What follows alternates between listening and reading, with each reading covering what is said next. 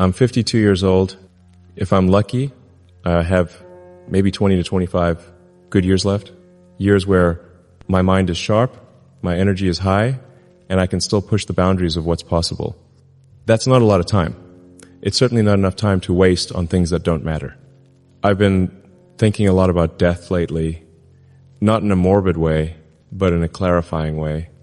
Because when you really understand that your time is finite, not just intellectually but viscerally, it changes how you make decisions.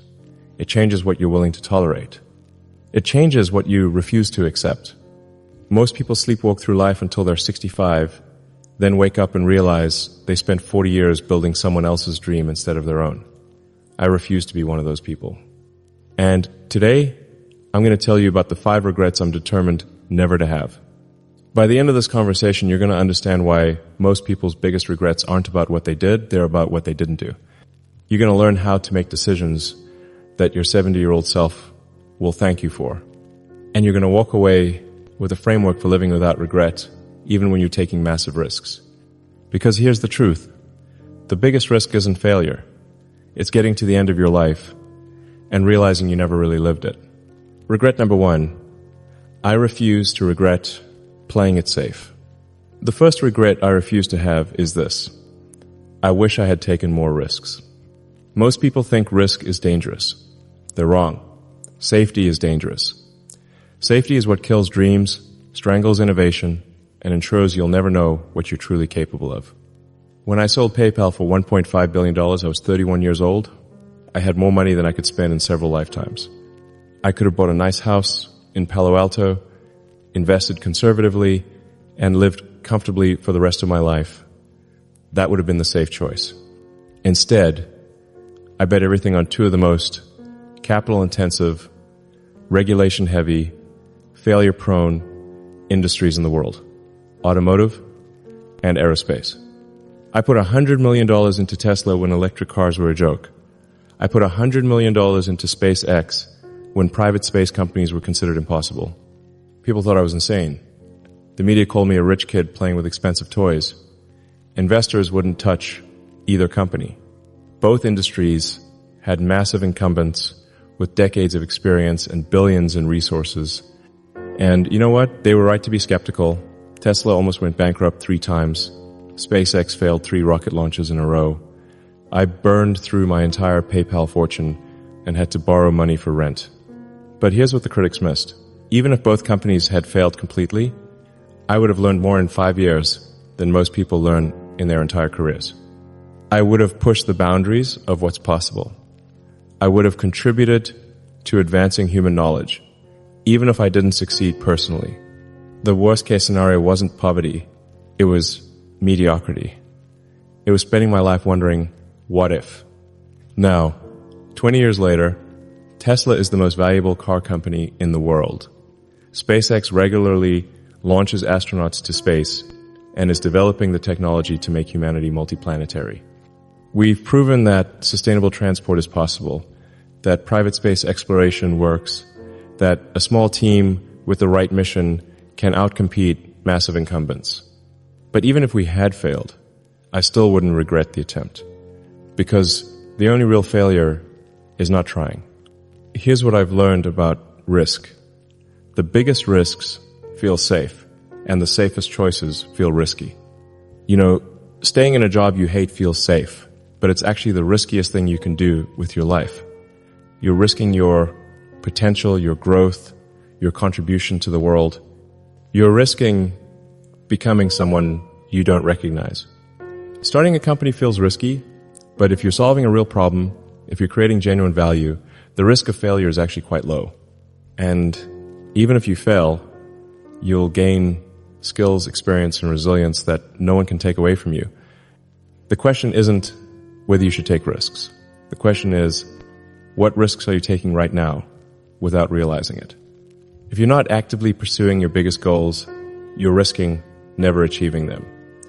If you're not learning new skills, you're risking obsolescence. If you're not building something meaningful, you're risking insignificance.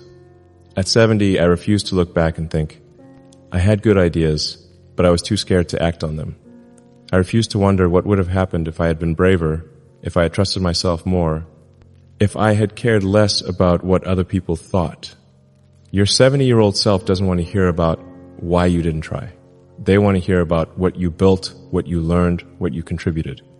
They want stories of courage, not excuses for cowardice. Regret number 2. I refuse to regret wasting time on things that don't matter. The second regret I refuse to have is this. I wish I had focused on what actually mattered. Time is the only resource you can't buy more of. You can make more money, build more relationships, learn more skills, but you can't make more time. Once it's gone forever. Most people treat time like it's infinite. They waste hours on social media, years in jobs that don't fulfill them, decades in relationships that don't work. They act like they have unlimited time to figure things out later.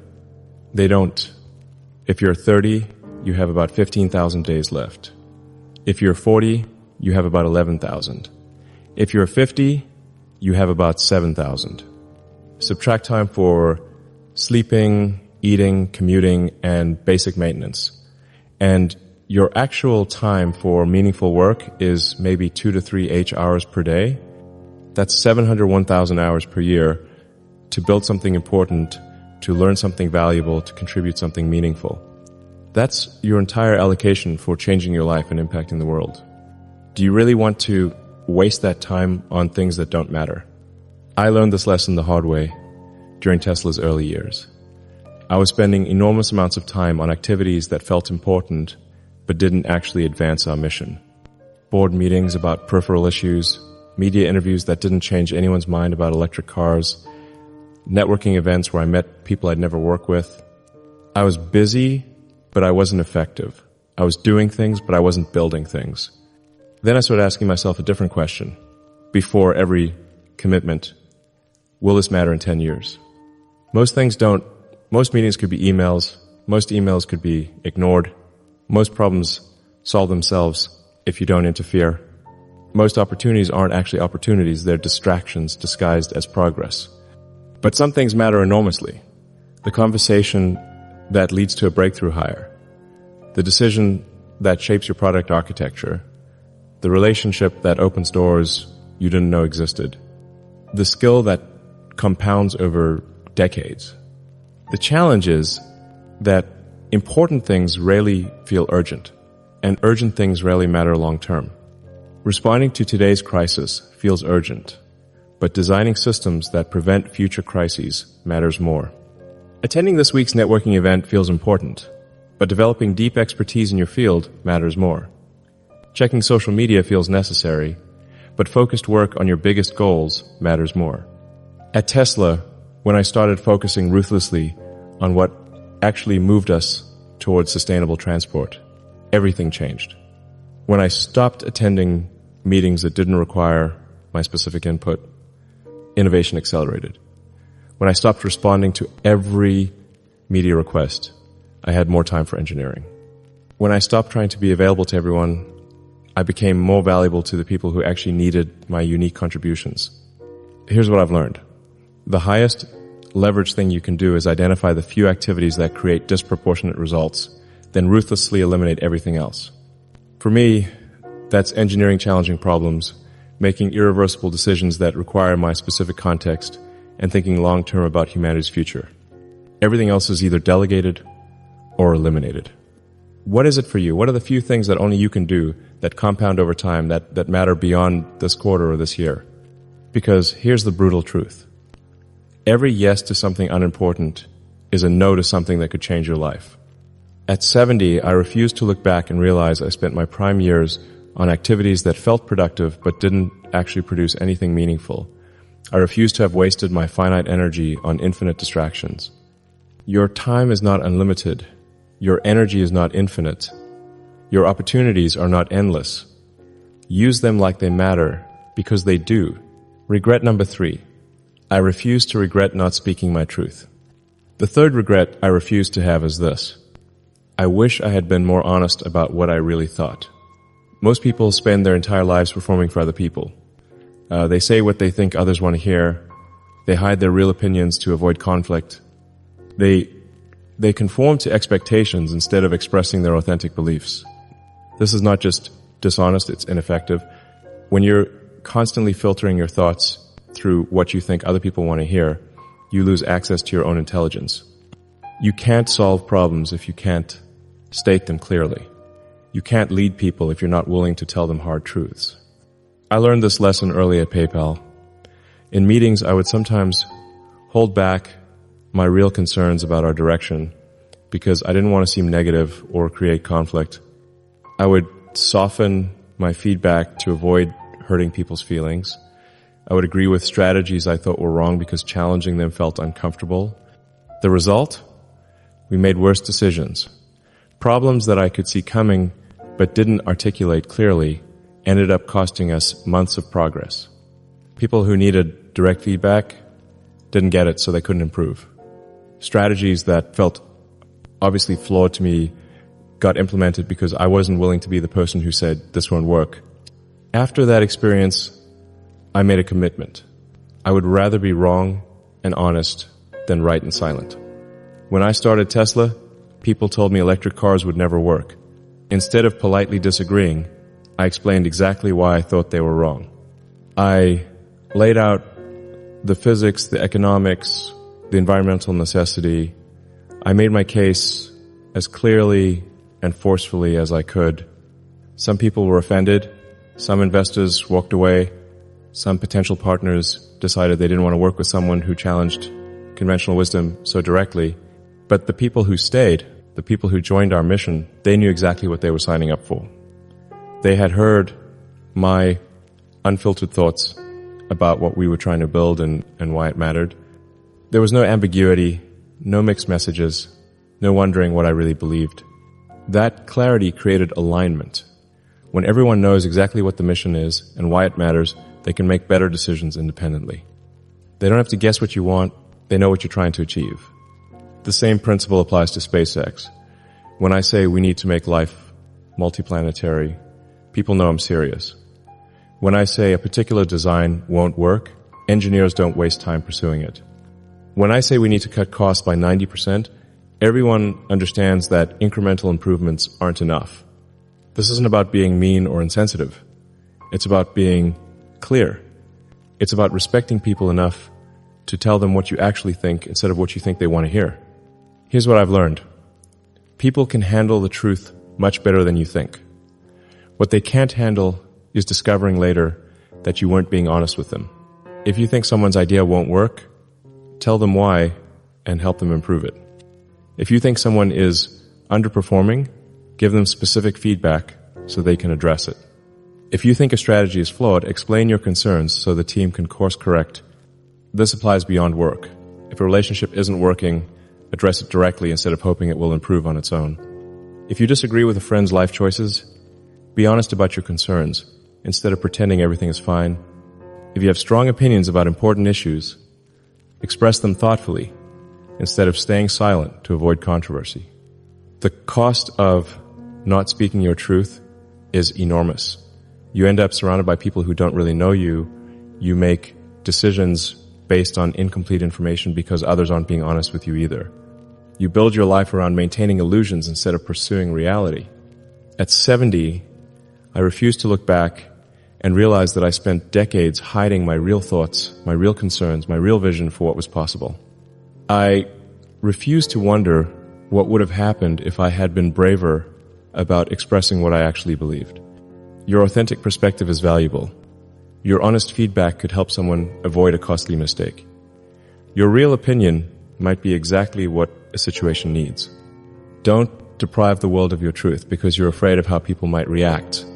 The people who matter will respect your honesty. The people who don't respect it probably aren't the people you want in your life anyway. Regret number 4. I refuse to regret not investing in deep relationships. The 4th regret I refuse to have is this. I wish I had built deeper connections with the people who mattered most. Success without meaningful relationships is just elaborate loneliness.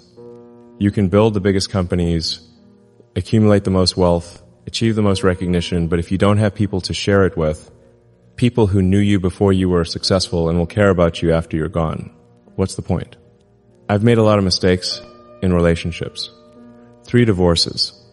friendships lost to the pressures of building companies, family connections strained by the demands of trying to change the world. There are people I care about who probably don't know how much they mean to me because I've been too focused on the mission to tell them. But I've also learned something important. The relationships that survive the intense periods, the ones that endure through success and failure, through stress and celebration, those relationships become more valuable over time, not less. When Tesla was almost bankrupt, when SpaceX rockets were exploding, when the media was calling me a fraud, the people who stood by me weren't doing it because of what I had achieved. They were there because of who I was when everything was stripped away. Gwynne Shotwell at SpaceX, who found me crying in my office after our third rocket failure and simply asked, "What do we try next?" J.B. Straubel at Tesla, who kept solving technical problems even when we couldn't pay our market salary. My brother Kimball, who believed in my crazy ideas before anyone else did.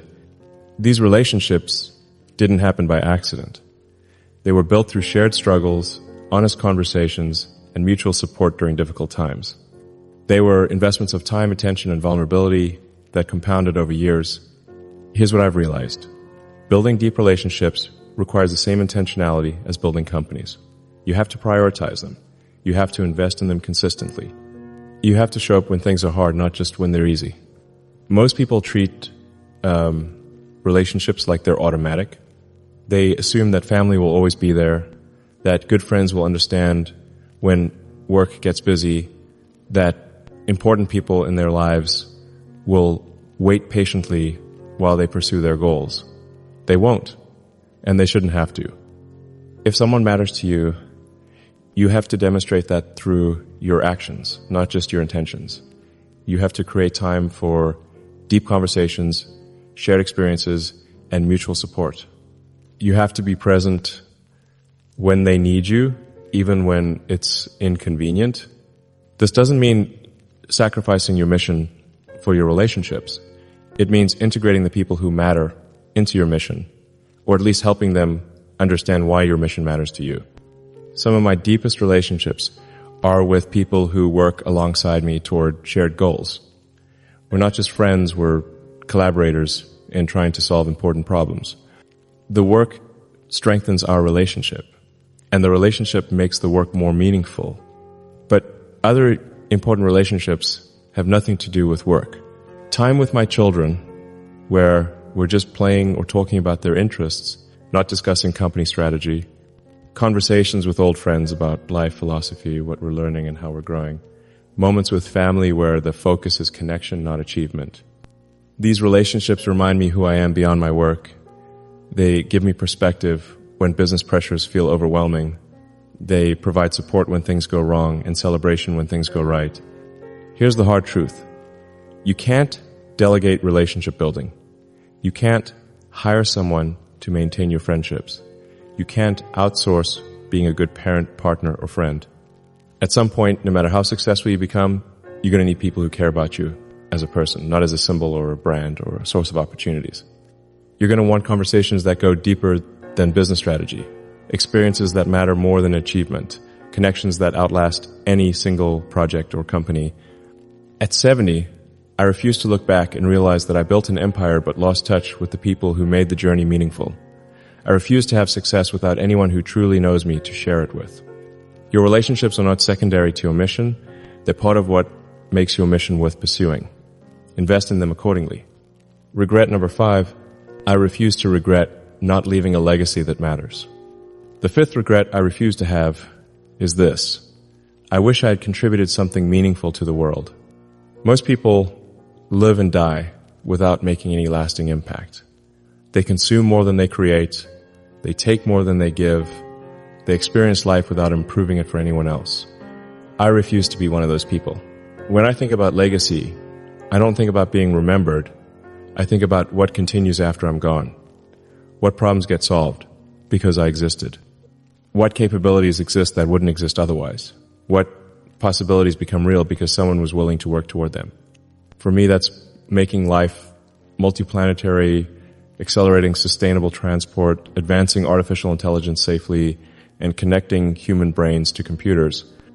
These aren't just business ventures, they're contributions to humanity's long-term survival and flourishing. But legacy isn't just about grand missions. It's about the cumulative impact of how you spend your days. Are you solving problems or creating them? Are you building things that make life better for others? Are you sharing knowledge that helps people grow? Are you modeling behavior that others want to emulate? Every interaction is an opportunity to leave things better than you found them. Every project is a chance to create value that outlasts your involvement. Every relationship is an opportunity to help someone become more than they thought possible. The question isn't whether you'll leave a legacy, you will. The question is what kind of legacy it will be. Will you be remembered as someone who made things better or someone who just took up space? Will the world be different because you were in it, or will your existence barely register? Will people be grateful you lived, or will they not notice when you're gone? Here's what I've learned about building a meaningful legacy. It's not about the size of your impact. It's about the direction of your impact. You don't have to cure cancer or colonize Mars to leave a meaningful legacy. You just have to consistently create more value than you consume. You have to solve more problems than you create. You have to help more people than you hinder. Maybe your legacy is the company you built that employs thousands of people. Maybe it's the children you raised who go on to make their own positive impact. Maybe it's the knowledge you shared that helped others avoid costly mistakes. Maybe it's the example you set of pursuing meaningful goals despite obstacles. The key is intentionality. Most people drift through life reacting to circumstances. They don't think about what they want their cumulative impact to be. They don't ask whether their daily choices are moving them toward the kind of legacy they want to leave. I think about this constantly. When I'm deciding how to spend my time, I ask, will this contribute to the legacy I want to leave? When I'm facing a difficult decision, I ask, what would someone who's trying to improve humanity's future do in this situation? This isn't about perfectionism or self-sacrifice. It's about alignment. It's about making sure your daily actions are consistent with your long-term values. It's about living in a way that your future self and the people you care about will be proud of. At 70, I refused to look back and realize that I had the opportunity to make a meaningful contribution, but chose comfort instead. I refused to have lived a life that mattered only to me. I refused to leave the world exactly as I found it. Your life is your opportunity to make things better. The problems you solve, the value you create, the people you help, that's your legacy. Make it count. How to live without regret. These 5 regrets I refuse to have aren't just about avoiding negative outcomes. They're about actively choosing positive ones. They're about designing a life that your 70-year-old self will be proud of. Here's the framework I use to make decisions that minimize future regret. The 10-year test. Will I be glad I made this choice in 10 years? This helps distinguish between what feels good now and what creates lasting value. The deathbed test. When I'm looking back on my life, will I be proud that I spent time on this? This helps separate meaningful activities from busy work. The worst case scenario analysis. What's the worst thing that could happen if I take this risk? Usually, it's not as bad as you think, and the worst case of not taking the risk is often worse. The unique opportunity assessment. Is this something only I can do, or could someone else handle it? Focus on opportunities that leverage your unique capabilities. The legacy question. Does this contribute to the kind of impact I want to have on the world? This helps ensure your daily choices align with your long-term values. The goal isn't to live without any regrets. That's impossible. The goal is to make sure your regrets are about things you tried that didn't work, not things you never tried at all. I'd rather regret something I did than something I didn't do. I'd rather fail pursuing something meaningful than succeed at something trivial. I'd rather be wrong about something I cared about than right about something that didn't matter. At 52, I know I don't have unlimited time left, but I have enough time to avoid the regrets that matter most. I have enough time to take meaningful risks, focus on what matters, speak my truth, build deep relationships, and leave a legacy that makes the world better. So do you. The question isn't whether you have enough time to live without regret. The question is whether you're brave enough to make the choices that eliminate the regrets you care most about avoiding. Your 70-year-old self is watching. What do you want to tell them about how you spent your life? Share this with someone who needs to hear it. Subscribe if these conversations help you think differently about how to live. And remember, the time to start living without regret is now, while you still have time to do something about it. Your future self is counting on the choices you make today. Make them count.